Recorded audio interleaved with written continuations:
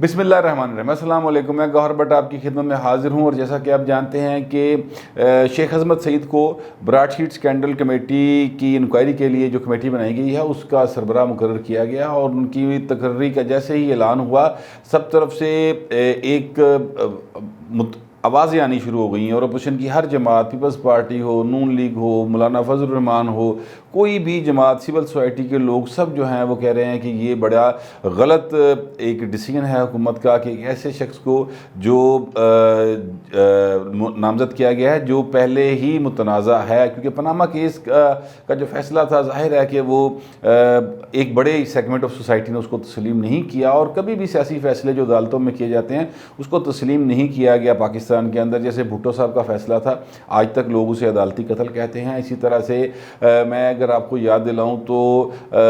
بے نظیر بھٹو کو سزا دی گئی تھی لاہور ہائی کورٹ سے، جسٹس ملک یوم کی عدالت میں سے، اور وہ پھر ایک بہت بڑا اسکینڈل سامنے آیا تھا۔ تب بے نظیر کہتی تھی ایک کینگرو کورٹس ہیں، اور بے نظیر کہتی تھی چمک کی عدالتیں ہیں، اور بے نظیر بہت سارے الزامات لگاتی تھیں، لیکن اس وقت لوگوں نے کان نہیں دھرے۔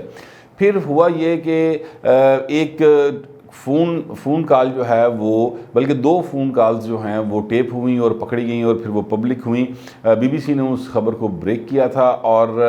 وہ جو فون کالز تھیں وہ اس وقت کے حکمران یعنی پنجاب کے وزیر اعلیٰ شہباز شریف اور ملک یوم کے درمیان تھی، اور پھر اس کے بعد سیف الرحمان جو اس وقت احتساب کمیشن کے چیئرمین تھے، ان کی اور ملک یوم کے درمیان گفتگو تھی۔ تو یہ وہ دو کالز تھیں جنہوں نے بہرحال پھر 2002 کے الیکشن سے پہلے سپریم کورٹ میں جب یہ کیس گیا اس کی سماعت کے لیے، تو وہاں پر یہ دو کالز پیش کی گئیں، تو سپریم کورٹ نے پھر یہ کہا کہ ان ججز کو چاہیے کہ مطلب اچھے ریمارکس نے دیے، اور انہوں نے ان کو اس حد تک مجبور کیا کہ انہوں نے استعفے دینے پڑے ان کو۔ اور یہ بھی ایک ہماری عدالتی تاریخ میں ایک انتہائی بدنما داغ ہے، جو کہ بہت سارے داغ ہیں ویسے تو، لیکن یہ والا داغ جو ہے وہ سب تو پرومیننٹ ہے، کیونکہ یہ اس ایدے پھڑے گئے رنگے ہتھوں پھڑے گئے سن، مطلب وہ چوری کر دیں نہیں سنا بندر اتوں کو پھڑ لندا آگے، اس طرح ملک یوم صاحب پکڑے گئے تھے، اور شہباز شریف صاحب۔ یہ بہرحال ایک تاریخ کا حصہ ہے، اس لیے اس کو دہرانے میں کوئی حرج نہیں، لیکن اس میں دلچسپ بات جو ہے وہ جو میں آپ کو بتانا چاہتا ہوں وہ یہ ہے کہ یہی وہ ایس جے ایس کوٹیکنا کیس تھا جس میں جو اب شیخ عظمت سعید انکوائری کر رہے ہیں ایک اسکینڈل کی، ان کو مقرر کیا گیا ہے۔ یہ ایس جی ایس کوٹیکنا کیس میں نیب کے اسپیشل پراسیکیوٹر تھے، مطلب یہ حکومتی سائٹ سے جو وکیل مقرر کیا گیا تھا وہ تھے، وہ صاحب تھے یہ۔ اور پھر اس کیس کا جو فائنل فیصلہ ہوا وہ جب بے نظیر بھٹو دنیا سے جا چکی تھیں، اور صدر آصف زرداری اپنی صدارت کا ٹائم ختم کر کے دوبارہ عدالتوں میں جب پیش ہوئے تھے، تو اس میں یہ کیس کا فیصلہ ہوا، اور اس میں آصف زرداری میرٹ پر،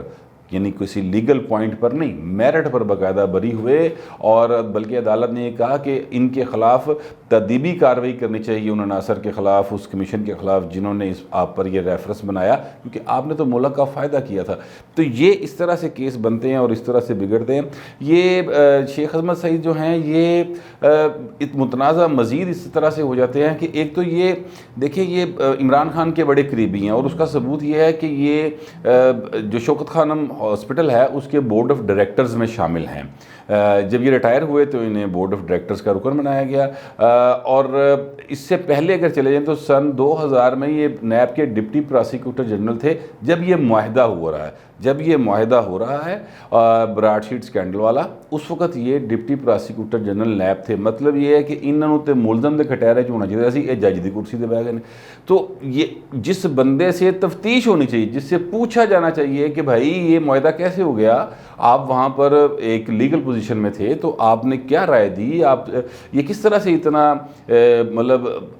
اس وقت کون ہو رہا تھا ٹیکا لا کے بیٹھا سی کہ اس طرح معاہدہ کر لیا جو دائمی معاہدہ ہے، جو کبھی ختم ہی نہیں ہو سکتا اس معاہدے کی روح سے، اور پھر یہ کہہ دیا گیا کہ جناب آپ کو 20% دیا جائے گا، پاویں تو تسی کچھ لب کے دیو یا نہ دیو۔ تو یہ کس طرح سے معاہدہ ہو گیا ہے؟ یہ اس پر بات ہونی چاہیے، ان سے تفتیش ہونی چاہیے شیخ عظمت سعید سے، لیکن شیخ عظمت سعید کو انہوں نے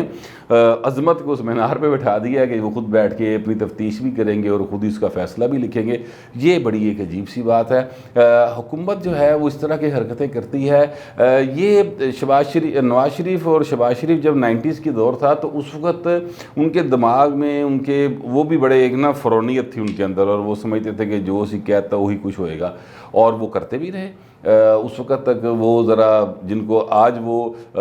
خلائی مخلوق کہتے ہیں، اس وقت وہ اس خلائی مخلوق کے ساتھ ہوا کرتے تھے۔ تو 90s کے دور میں وہ اس طرح کی حرکتیں کرتے تھے۔ انہوں نے اس وقت جسٹس ملک یوم کے ذریعے بے نظیر کو کہہ کر 7 سال سزا دوائی، کہہ کے کہ جناب ان کو 21 سال کے لیے نااہل کریں اور 7 سال سزا دیں۔ اس طرح کر کے باقاعدہ سزا دلوائی گئی تھی، اور وہ فون کال اگر آپ کو کہیں مل جائے، یعنی یوٹیوب پہ پڑی بڑے آرام سے مل جائے گی آپ کو، وہ سن لیں تو آپ کو سمجھ آ جائے گی کہ اتنی رونق تھی اس وقت شہباز شریف کے لہجے میں، جس طرح سے وہ کہہ رہے تھے کہ نہیں تم دیو، نہیں بالکل پوری دیو، اس طرح کر کے وہ بات کر رہے تھے۔ تو یہ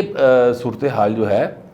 وہ بنی۔ اب عمران خان بھی لگتا ہے کہ ان کے دماغ بھی فرونیت ہے، اور وہ تو مطلب اپنے کسی سیاسی مخالف کو تک کے بھی راضی نہیں، انہوں نے وس نہیں چلتا کہ سا پی جن، اس طرح کی وہ حرکتیں کر رہے ہیں۔ اور میں تو سمجھتا ہوں کہ عمران خان جو ہے وہ 90s کے نواز شریف کو فالو کر رہے ہیں، اور وہ ان کے نقش قدم پر چل پڑے ہیں، اور وہ سمجھ رہے ہیں کہ یہ مطلب میں تا حیات ہی بیٹھ گیا اور میں نے کبھی اترنا ہی نہیں ہے۔ یہ اس طرح کی اپروچ ہوتی ہے انسان کی، تو وہ پھر اس طرح کے فیصلے کرتا ہے کہ شیخ عظمت سعید جیسے آدمی کو ایک ایسے اسکینڈل کی تحقیقات کے لیے بٹھا دیتا ہے جس میں وہ خود ملزم ہوتے ہیں۔ ویسے اگر اس کی پراپر تحقیقات کی جائے تو پاکستان میں بہت ایماندار اور بڑے اچھے ججز بھی رہے ہیں، ماضی میں بھی ہیں، ابھی بھی موجود ہیں عدلیہ میں، ان میں سے کسی کی طرف اس کو لے کر جانا چاہیے تھا، اور ایسی کسی شخصیت کو لانا چاہیے تھا جو متنازع نہ ہو۔ لیکن چونکہ کرنا نہیں ہے، اس کو سیٹل نہیں کرنا، صرف پولیٹیکل گیم سکور کرنا ہے، اور یہی کرتے رہنا ہے کہ جناب نواز شریف کھا گیا، شہباز شریف کھا گیا، زرداری کھا گیا، تو اس لیے اس طرح کے فیصلے کیے جاتے ہیں۔ اگر براڈ شیٹ کا اگر آپ پراپر اس کو مطالعہ کر لیں، جو بھی کاغذات آپ کو اویلیبل ہوں، تو یہ سارا دا سارا کھرا کسی اور پاسے جاندہ ہے۔ اس میں نواز شریف کا کوئی قصور نہیں ہے، اس میں شہباز شریف کا کوئی قصور نہیں ہے، اس میں کسی بھی پولیٹیکل اہم شخصیت کا کوئی رول نہیں ہے، سوائے ایک شہزاد اکبر صاحب، جو ظاہر ہے کہ جب یہاں پر مشیر داخلہ بنے تو پھر اس کے بعد وہ گئے، یا جو ملاقاتیں ہوئی ہیں ظفر علی صاحب کی، وہ یہاں پر اس کے ساتھ عمران خان کے ساتھ یا اسد عمر کے ساتھ، تو باقی جتنے بھی لوگ ہیں ان کا کوئی اس میں لینا دینا نہیں، کیونکہ یہ معاہدہ بیسیکلی جو کیا گیا تھا وہ پرویز مشرف نے کیا تھا، اور 2000 میں کیا تھا۔ اس کے وقت پرویز مشرف آرمی چیف بھی تھے، صدر پاکستان بھی تھے، جنرل امجد جو تھے وہ نیب کے چیئرمین تھے، جن صاحب کو آپ اب اس وقت اس اسکینڈل دا جج مقرر کر رہے ہو، انکوائری کر رہی، وہ اس وقت شریک ملزم ہے، یعنی وہ اس وقت موجود ہے، وہ ڈپٹی پراسیکیوٹر جنرل نیب ہے۔ تو یہ ساری صورتحال جو ہے، یہ پاکستان کی سیاستدان جو ہیں، ظاہر ہے عمران خان ایک سیاستدان ہے، چاہے کسی پنیری ہو نکل کے آئے نہیں، لیکن ہے تو سیاستدان ہی نا۔ اب یہ تو نہیں کہہ سکتے کہ اب عمران خان سیاستدان نہیں، کھڑاری ہے، سیاستدان ہے، ایک اچھی خاصی سیاست کر رہے ہیں، اور انہوں نے پدی لوائی سارے اندھی اگے دوڑاں لوائی ہیں، لیکن سیاستدانوں نے سیکھنا نہیں ہے، اور مجھے نہیں لگتا کہ وہ اس طرح سے کبھی سیکھ سکیں گے۔ پیپلز پارٹی نے اور مسلم لیگ نون نے ایک دوسرے کے خلاف بہت کچھ کیا 90s کے دور میں، اور مطلب جنی واہ آتی کہہ سکتے ہو نا، انہوں نے ایک دوسرے کے خلاف کی تھی، لیکن پھر کیا ہوا؟ پھر یہ ہوا کہ تھرڈ آپشن آ گیا، پرویز مشرف صاحب نے کہا جی السلام علیکم میرے عزیز محترم،